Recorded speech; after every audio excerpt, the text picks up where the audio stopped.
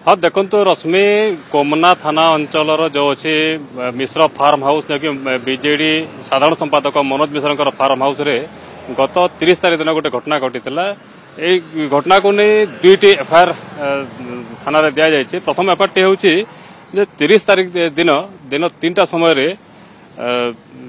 जड़े व्यक्ति अच्छा जो खड़ियाल विनोद दुरिया से कोमना थाना गोटे गोटे अभियोग दाखल करते जहाँकि केस नंबर 317 रे रुजु करा जायछि। आउथरे बीएनएस 126 2 296 351 2 बीएनएस दफा लगी जो अभियोग कर विनोद दुरिया जे से दिन 30 तारीख दिन जो मिश्र फार्म हाउस अच्छे फार्म हाउस भीतर को जाई जो अच्छा अभियोगकारी जीतू आड़बंग से भीतर को जाइथिले एवं भीतर जो माने थिले तांको असभ्य भाषा रे गाली गलौज करथिले एवं निर्दिष्ट किसी जन व्यक्ति को से जीवन में मारिदेवा को हत्या धमक देथिले। एमती गोटे अभियोगटा विनोद दुरिया कोमना थाना रे अभियोग करथिले। याकु नै कोमना थाना रे गोटे मामला रुजु करा जायछि जीतू आड़बंग विरोध रे।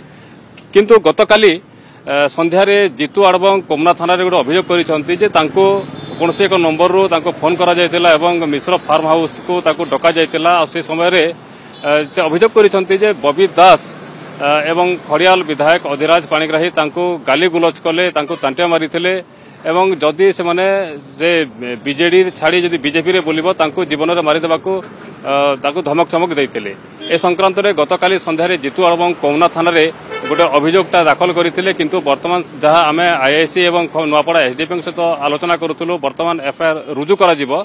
किछ समय पर रुजु हला परे तांको घटना उपरे एफआईआर हला परे घटनार तदंत करा जिवो। दोषी किए कौन पाई सब घटना घटला तदंत पर ही ता प्रकृत तथ्य जना पड़िबो। हाँ देखो रश्मि रंजन जेहेतु आम किसी समय तले कोमना आईआईसी एवं नुआपड़ा एसडीपी सहित आलोचना करूथुलु वर्तमान एफआईआरटा रुजु करा जिवो। रुजु हला परे बीएनएस रो जो धारा अनुसार से पचरा उचरा करा जिवो प्रकृत घटना कौन। जेहेतु जीतू आड़बंग नाम रे मध्य विनोद दुरिया जे खड़ियाल से भी तांको नारे गोटे मामला देइछन्ते जहाँ कोमरा थाना रे एफआईआर 317 एफआईआर तांको नारे गोटे मामला रुजु करा जायछि। जेहेतु उभय पक्षरु एफआईआर दियानिया हेछि घटना तदंत कला पर ही प्रकृत तथ्य कौन एवं काहाकू पचरा उचरा करिवे कौन करिवे आ गोटे एफआईआर रुजु हला पर ही प्रकृत तथ्यटा जना पड़िबो।